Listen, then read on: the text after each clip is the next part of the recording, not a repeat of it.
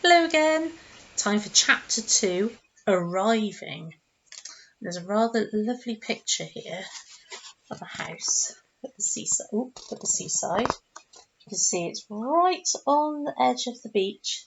You can just see a lighthouse in the background. There it is. Okay. Ivy Cottage was one of the oldest houses in the seaside resort of Saltmouth. Long ago, when the town had been no more than a fishing village, there had been 3 cottages, fishermen's homes that had been later knocked together.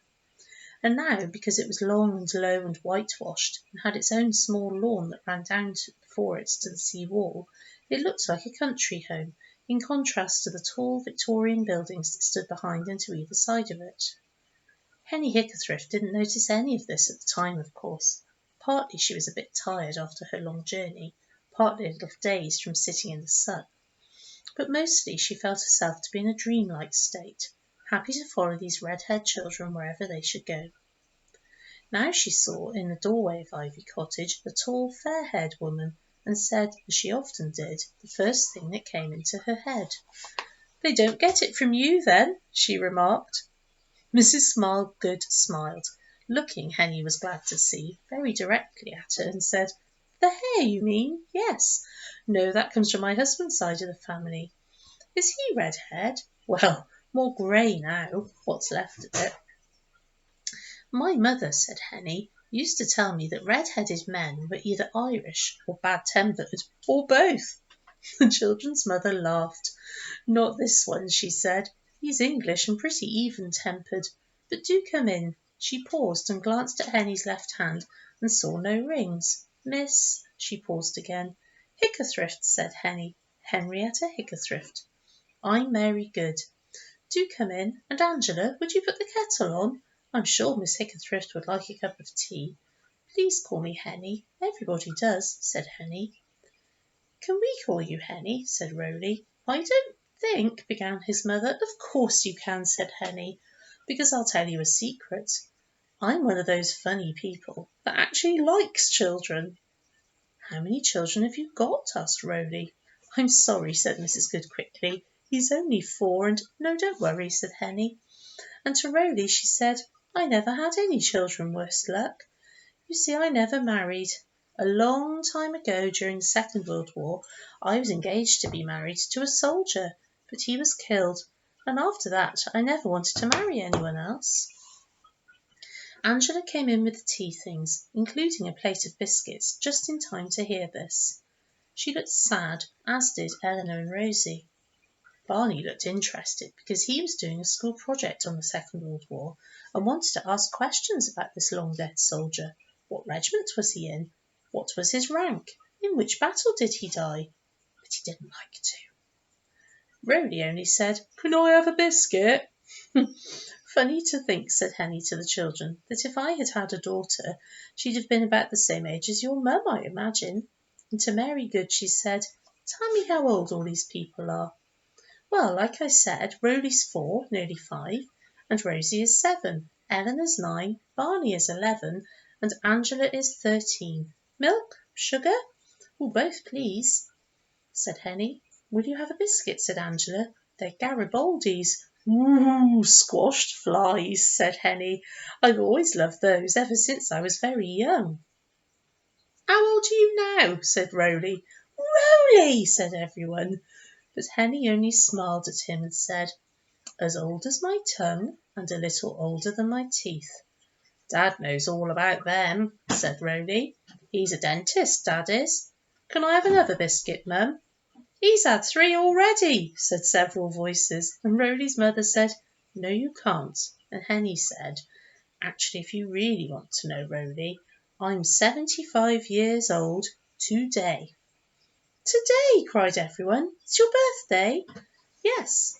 I woke up early this morning and I thought, well, old girl, no one's going to give you a birthday present, so you might as well give yourself one.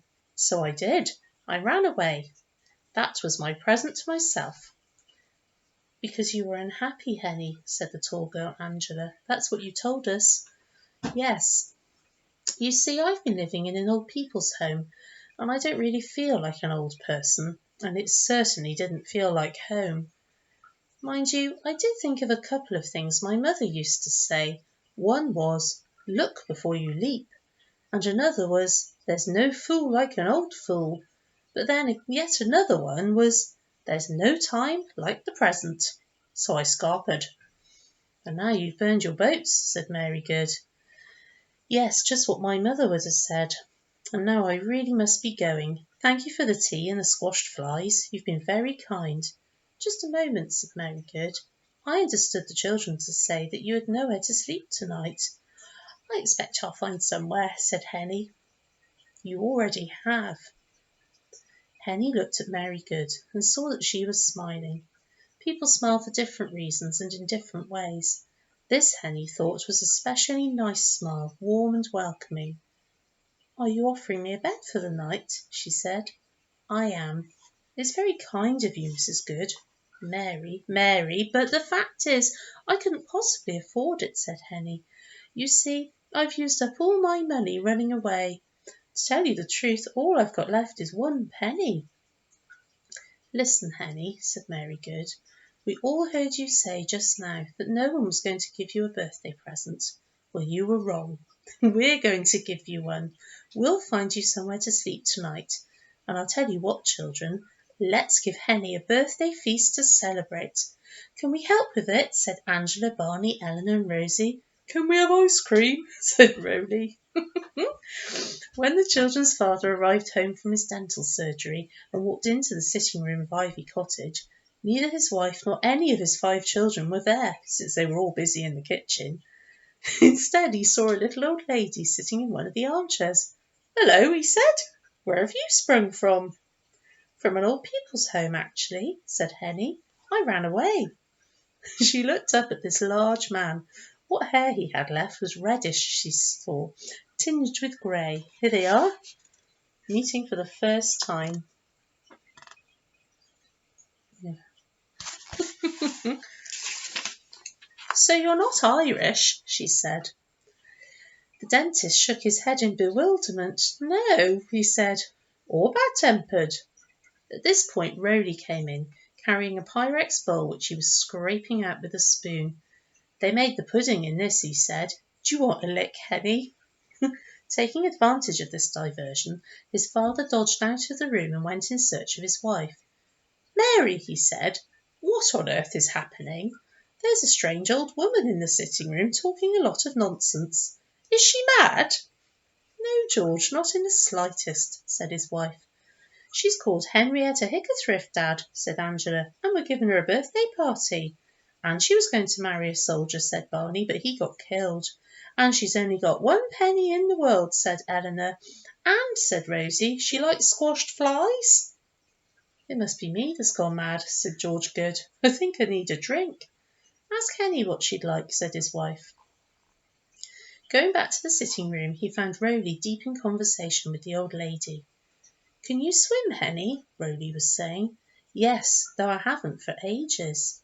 "I can, with armbands. I'm going to be an Olympic swimmer, probably, and win a gold medal, I expect."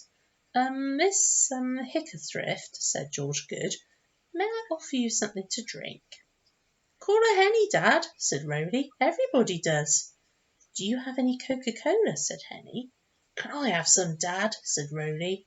"Nothing stronger?" said his father to Henny. "Oh, no, thank you. I had some for my breakfast and I thought it very strong. In fact, it sent me straight to sleep. It's a good job that nice ticket collector came along before breakfast. He'd have had a job to wake me, I dare say. You'd have been interested in his teeth. Lots of them." "Really?" said the dentist. "I think I'll have a little whisky," and he poured himself a large one. "Rowley," he said, "run out to the kitchen and see what Mum would like, and if the others want Coke too."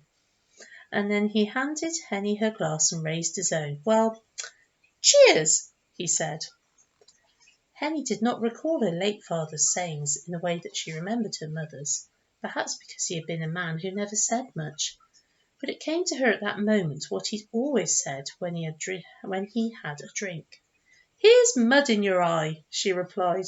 George Good took a large gulp of whisky. Your first trip to Saltmouth, he asked. Yes. And where are you staying? Here, said Henny. Oh, it's very funny. So I wonder, how long will she stay? And will George ever get over the shock? So, until next time, bye-bye.